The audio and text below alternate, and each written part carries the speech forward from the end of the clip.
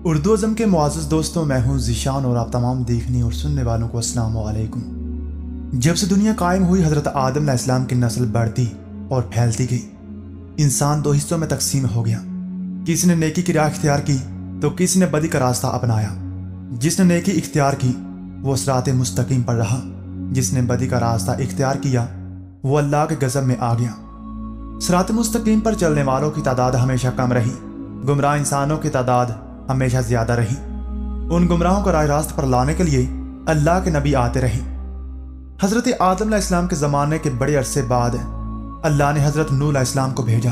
آپ علیہ السلام پر 10 صحیفے نازل ہوئے تھے۔ جناب نوح علیہ السلام اللہ کے نبی تھے۔ آپ علیہ السلام کو آدم ثانی بھی کہتے ہیں۔ آپ علیہ السلام کے زمانے میں بھی گمراہی پھیلی ہوئی تھی، صرف چند لوگ ہی نیک تھے، اکثریت گمراہ لوگوں کی تھی۔ آپ نے اپنی قوم کو راہ راست پر لانے کے لیے تبلیغ شروع کی۔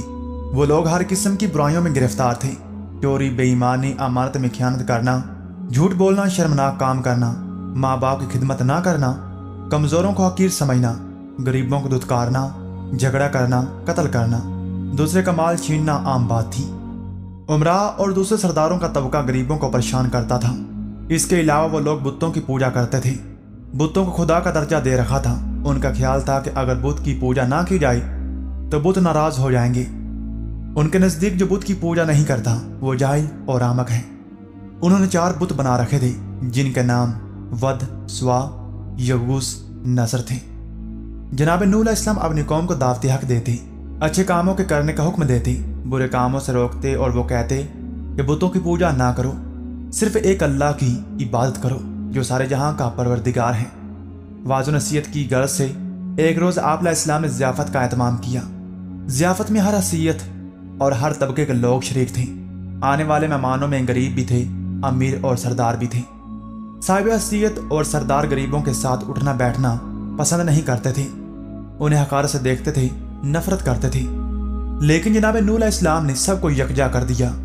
لوگوں نے ضیافت کے اہتمام کا سبب دریافت کیا تو آپ علیہ السلام نے فرمایا، بھائی، ہماری قوم کے لوگوں میں بگاڑ پیدا ہو گیا ہے۔ سب سے بڑی خرابی یہ ہے کہ طاقتور طبقہ کمزوروں پر حاوی ہوتا جا رہا ہے۔ جو کمزور ہیں وہ بھی ہمارے بھائی ہیں۔ تم غریبوں کے ساتھ اٹھنا بیٹھنا پسند نہیں کرتے، تم ان سے نفرت کرتے ہو۔ ان میں جو بھوکا ہوتا ہے تم کھانا نہیں کھلاتے، اگر کوئی پیاسا تم سے پانی مانگتا ہے تو تم پانی نہیں پلاتے، اگر کوئی بیمار ہو جاتا ہے تو تم ان کی عیادت نہیں کرتے، تم اپنے ماں باپ کی خدمت نہیں کرتے، دوسروں کا مال ناجائز طور پر کھاتے ہو، دوسروں کی ملکیت پر قبضہ کرتے ہو۔ یہ تمام شیطانی کام ہیں۔ اس کے علاوہ تم اپنے ہاتھوں سے بنائے ہوئے بتوں کی پوجا کرتے ہو۔ یہ بت تو تمہاری ہی طرح مخلوق ہیں اور یہ تو تم سے بھی کمتر ہیں۔ یہ کہاں کی عقل مندی ہے؟ میں تمہیں ایک بڑے عذاب کی خبر دینے آیا ہوں۔ مہمانوں میں سے ایک شخص نے کہا، عجیب شخص ہے، ہمیں کہنے چلا ہے کہ ہم اپنے معبودوں کو چھوڑ دیں، عبادت نہ کریں۔ میں یہ نہیں کہتا کہ تم عبادت چھوڑ دو، عبادت کرو صرف اس ہستی کی جس نے ساری دنیا کو پیدا کیا ہے، جو مارتا ہے اور جلاتا ہے۔ ایک نے کہا، نوح علیہ السلام تو ایسا کہتے ہی رہتے ہیں، ہم اپنے معبودوں کے خلاف باتیں سننے کے لیے نہیں آئے، ہم تو وہ کرتے ہیں جو ہمارے باپ دادا کیا کرتے تھے۔ آخر میں لوگ مجلس سے اٹھ کر جانے لگے۔ ایک مرتبہ حضرت نوح علیہ السلام ایک راستے سے گزر رہے تھے کہ ایک بوڑھا نظر آیا۔ وہ بہت لاغر تھا، چلنے کی تاب نہیں تھی۔ آپ علیہ السلام نے دریافت کیا کہ تم اس حال میں راستے میں کیوں پڑے ہوئے ہو؟ یا تمہارا کوئی گھر نہیں ہے؟ بوڑھے نے جواب دیا کہ میرے 7 بیٹے ہیں، انہوں نے بڑھاپے کے سبب مجھے گھر سے نکال دیا ہے، میرے پاس کھانے کے لیے بھی کچھ نہیں ہے۔ آپ علیہ السلام اسے اپنے گھر لے گئے اور کہا کہ تم اس گھر میں رہو، میں تمہیں کھانا دیا کروں گا۔ آپ علیہ السلام نے دعا کی تو ایک اجنبی شخص گھر میں داخل ہوا۔ اس کے ہاتھ میں ایک دسترخوان تھا، اس میں ہر قسم کے کھانے تھے۔ اس نے آپ علیہ السلام سے فرمایا کہ یہ کھانا میں آپ کے مہمان کے لیے لایا ہوں، اسے کھلا دیں۔ اس نے کہا کہ اللہ کسی کو بھی بھوکا نہیں سلاتا۔ وہ بوڑھا حضرت نوح علیہ السلام پر ایمان لے آیا۔ ایک روز ہدایت کی غرض سے گھر سے نکلے اور ایک بلند مقام پر کھڑے ہو گئے اور بولے، لوگوں میں نیکی کی طرف بلا رہا ہوں۔ اللہ نے مجھے نبی بنا کر بھیجا ہے تاکہ میں تم لوگوں کو ہدایت کروں۔ میرا کہاں مان لو، فائدے میں رہو گے۔ تم لوگ ماں باپ کی خدمت کیا کرو، انہیں گھر سے نہ نکالو، انہیں تکلیف مت دو، ضرورت مندوں کی ضرورت پوری کرو، یتیموں، بیواؤں اور محتاجوں کی رہنمائی کرو اور امداد کرو، بیماروں کی عیادت کرو، ہر کمزور طاقتور کا محتاج ہوتا ہے۔ بات بات پر لوگوں کی جان نہ لو، یہ کام خدا کو پسند نہیں ہے۔ اگر تم سب لوگ اللہ کے احکام پر عمل کرو تو وہ تمہارے لیے کثرت سے تم پر بارش بھیجے گا، مال اور اولاد میں ترقی دے گا، تمہارے لیے نہریں بہائے گا۔ آپ علیہ السلام ہر شخص کے پاس جا کر ہدایت کرتے، کبھی کبھی اجتماع سے بھی خطاب کرتے۔ ایک مرتبہ ایسا بھی ہوا کہ حضرت نوح علیہ السلام ایک راستے سے گزر رہے تھے تو کچھ لوگوں نے آپ علیہ السلام کا راستہ روک لیا اور مارنے کے در پہ ہو گئے۔ کچھ لوگوں نے پتھر بھی برسائے۔ ایک شخص آگے آیا اور لوگوں سے کہا کہ تم اسے کیوں مارتے ہو؟ اس نے تمہارا کیا نقصان کیا ہے؟ تو لوگوں نے کہا کہ یہ ہمارے بتوں کے خلاف باتیں کرتا ہے جبکہ ہم عبادت کرتے ہیں۔ ایک اور شخص نے کہا کہ یہ کہتا ہے کہ میں نبی ہوں، اللہ نے مجھے نبی بنا کر بھیجا ہے۔ یہ تو ہم ہی جیسا انسان ہے، یہ کھاتا پیتا کام کرتا ہے، اس کے پاس دولت بھی نہیں ہے۔ خدا کو اگر نبی بنانا ہوتا تو کسی سردار اور امیر آدمی کو بناتا۔ آپ علیہ السلام نے جواب دیا، میرے رسول ہونے کا سب سے بڑا ثبوت یہ ہے کہ میں تمہارے ہی معاشرے کا فرد ہوں، لیکن اس کے باوجود میں تمہاری طرح بے جان بتوں کو نہیں پوچھتا۔ دوسرا بڑا ثبوت یہ ہے کہ میں تم لوگوں کو نصیحت کر رہا ہوں، لیکن اس کا کوئی معاوضہ تم سے طلب نہیں کرتا۔ میرا اجر تو اللہ کے ذمہ ہے۔ میں تو یہ کہتا ہوں کہ کسی پر ظلم نہ کرو۔ میں تو تم سب کو نیکی اور بھلائی کی طرف بلا رہا ہوں، میں تمہارا خیر خواہ ہوں۔ ان میں سے ایک نے کہا، نوح بادشاہ یا سردار بننا چاہتا ہے تاکہ اس کی عزت ہو۔ آپ علیہ السلام نے فرمایا، تمہاری عقلوں کو کیا ہو گیا ہے کہ پتھروں کو پوج رہے ہو؟ اے قوم، اللہ کی عبادت کرو، وہی عبادت کے لائق ہے، اللہ کے سوا کوئی معبود نہیں ہے۔ جب تم اللہ پر ایمان لاؤ گے تو تم برائی سے دور رہو گے۔ نہ میں بادشاہ بننا چاہتا ہوں نہ سردار، میں تو صرف نیکی کی طرف بلا رہا ہوں۔ کیا تم نہیں دیکھتے کہ اللہ نے چاند اور سورج پیدا کیے، چلنے کے لیے فرش بنایا اور تمہیں نعمتیں دیں؟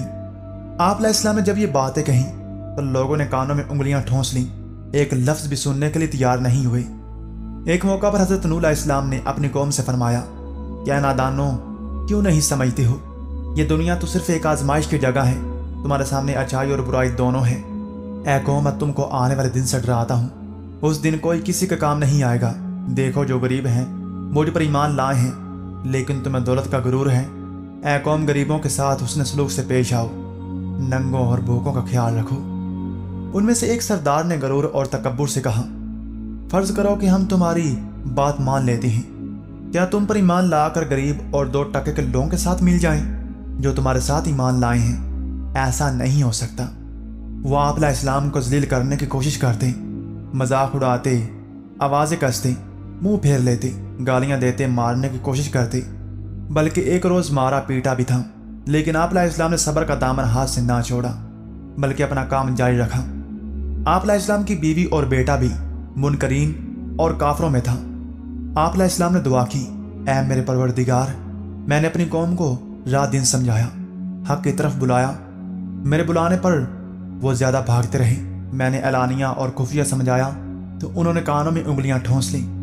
اللہ نے حضرت نوح علیہ السلام کو وحی بھیجی کہ ایک کشتی بناؤ اور ظالموں کے بارے میں کچھ نہ بولو۔ اللہ کے حکم کے مطابق آپ علیہ السلام نے کشتی تیار کرنا شروع کی۔ کچھ لوگوں نے مذاق کرتے ہوئے پوچھا، اے نوح، کیا بنا رہے ہو؟ آپ نے بتایا کہ میں ایک کشتی تیار کر رہا ہوں کیونکہ اللہ کی طرف سے عذاب آنے والا ہے۔ اللہ نے جو ڈھیل دے دی ہے وہ ختم ہو رہی ہے۔ جب وقت آئے گا ہر طرف پانی ہی پانی نظر آئے گا، صرف وہی بچے گا جو اس کشتی میں سوار ہوگا۔ جو بت پرستی سے توبہ کرے گا، گناہوں سے معافی مانگے گا، اس کو اس کشتی میں جگہ ملے گی۔ لوگ بولے، اے نوح، یہ زمین تو خشک ہے، ایسے آثار بھی نہیں ہیں کہ اتنا پانی ہو جائے کہ کشتی تیرنے لگے۔ نوح کا دماغ ہی چل بسا ہے۔ آپ علیہ السلام اس قسم کی باتوں سے بالکل مایوس ہو چکے اور اصلاح کی کوئی امید نظر نہیں آ رہی تھی۔ جب کشتی بن کر تیار ہو گئی تو لوگ کشتی میں غلاظت پھینک دیتے۔ کشتی میں کوئی ایسی جگہ نہ تھی جہاں غلاظت نہ ہو۔ کافر غلاظت پھیلانے کے لیے کشتی کے اندر جایا کرتے تھے، یہ ان کا معمول بن چکا تھا۔ ایک مرتبہ ایک کوڑ کا مریض بھی اپنے ناپاک مقصد کے ساتھ کشتی کے اندر گیا۔ اس کے سڑے ہوئے جسم کے ایک حصہ پر کچھ غلاظت لگ گئی۔ کچھ دیر بعد اس نے دیکھا کہ جہاں غلاظت لگی تھی وہ حصہ اچھا ہو گیا۔ اب اسے حیرت ہوئی کہ یہ کیا ماجرا ہے، آخر غلاظت سے کس طرح شفا ہو سکتی ہے۔ پھر وہ کشتی کے اندر داخل ہوا اور غلاظت پوری طرح سارے جسم پر مل لیا تو دیکھا کہ وہ بالکل تندرست ہو گیا۔ یہ بات کوڑ کے مریضوں کے اندر پھیل گئی تو سب نے کشتی کے اندر داخل ہو کر غلاظت ملنا شروع کر دیا۔ اس طرح پوری کشتی پاک صاف ہو گئی۔ آپ علیہ السلام نے اللہ سے دعا کی، اے رب، لوگوں نے میرا کہنا نہیں مانا، ایسے شخصوں کی پیروی کی جن کے مال اور اولاد نے ان کو زیادہ ہی نقصان پہنچایا۔ ان کافروں میں سے زمین پر ایک باشندہ بھی مت چھوڑ، اگر آپ ان کو زمین پر رہنے دیں گے ان کی اولاد بھی کافر ہی ہوگی۔ آپ علیہ السلام کی دعا قبول ہوئی، اللہ کا عذاب آ چلا۔ گھر کے تندور سے پانی ابل پڑا، پانی کا ریلا تیز سے بہنے لگا۔ جس جگہ سے پانی ابل پڑا وہ جگہ کوفہ کی ایک مسجد تھی جس کا نام مسجد انبیاء ہے۔ دوسری جانب آسمان پر خوفناک سیاہ بادل چھانے لگے۔ آپ علیہ السلام نے دیکھا کہ زمین سے چشمے پھوٹ رہی ہیں۔ حضرت نوح علیہ السلام نے کہا کہ یہ عذاب کی علامت ہے۔ کافر کہنے لگے کہ طوفان تو آتے ہی رہتے ہیں، بارشیں ہوتی رہتی ہیں، یہ تو کوئی نئی بات نہیں ہے، کچھ دیر بعد موسم بدل جائے گا۔ دیکھتے ہی دیکھتے ہوا کا تیز جھونکا آیا جس سے ہر چیز ہل گئی۔ پھر پانی برسنا شروع ہوا۔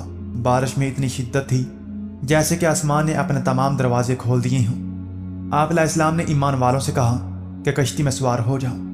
اللہ نے فرمایا کہ ہر قسم کے جانور کا جوڑا بھی کشتی میں سوار کرا لو۔ آپ علیہ السلام نے اللہ کے حکم کی تعمیل کی، ہر جانور کا جوڑا سوار کرا لیا۔ کشتی میں ایک علیحدہ جگہ پر سب جانوروں کو بند کر دیا گیا۔ طوفان چلنے لگا، بارش سے ندی نالے اور زمین پر پانی بھر گیا۔ پھر زمین کے ہر حصے میں پانی بہنے لگا۔ اب حضرت نوح علیہ السلام کا جہاز تیرنے لگا، پانی اونچا ہو رہا تھا۔ آپ علیہ السلام کی نظر جب بیٹے پر پڑی تو آواز لگانے لگی، بیٹا آپ اس کشتی میں سوار ہو جاؤ، تمہاری جان بچ جائے گی، آپ کافروں کا ساتھ چھوڑ دو۔ تو بیٹے نے جواب دیا کہ میں پہاڑ کی اونچی چوٹی پر چڑھ جاؤں گا، پانی وہاں تک نہیں پہنچے گا۔ تب آپ علیہ السلام نے اللہ سے اپنے بیٹے کے بارے میں سفارش کی کہ میرا بیٹا ڈوب رہا ہے، یہ تو میرے ہی خاندان کا ہے، تیرا وعدہ سچا ہے۔ اللہ نے فرمایا کہ وہ تیرے خاندان والوں میں سے نہیں ہے، تیرے گھر والے تو وہ ہیں جو تجھ پر ایمان لائے ہیں۔ روایات کے مطابق بارش مسلسل 40 دن تک ہوتی رہی، جو کچھ زمین پر تھا سب ڈوب گیا۔ کافروں کا کام تمام ہوا۔ جو لوگ آپ علیہ السلام پر ایمان لائے تھے وہ کشتی میں سوار ہو کر بچ گئے۔ کشتی کو جودی پر جا کر ٹھہری جسے ارارات بھی کہتے ہیں۔ کشتی میں سب سوار تھے۔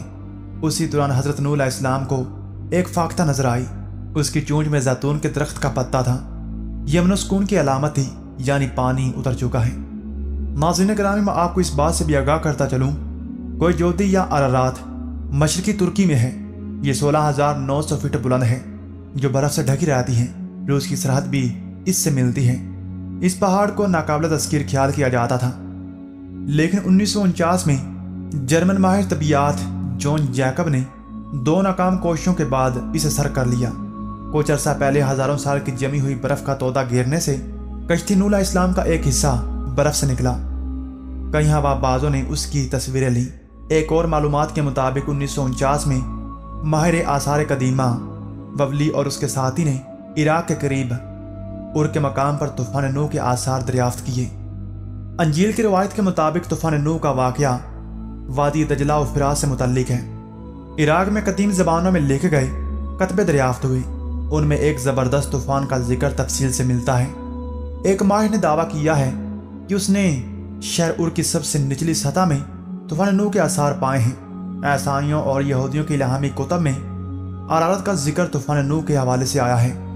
بائبل میں لکھا ہے کہ 7ویں مہینے کے 17ویں دن کشتی نوح ارارات نامی پہاڑ پر آ لگی۔ اگر ویڈیو پسند آئے تو ویڈیو کو لائک کریں، اپنے دوستوں کے ساتھ شیئر کریں۔ ملتی ہیں ایک اور نئی دلچسپ ویڈیو کے ساتھ، تب تک کے لیے اللہ نگہبان۔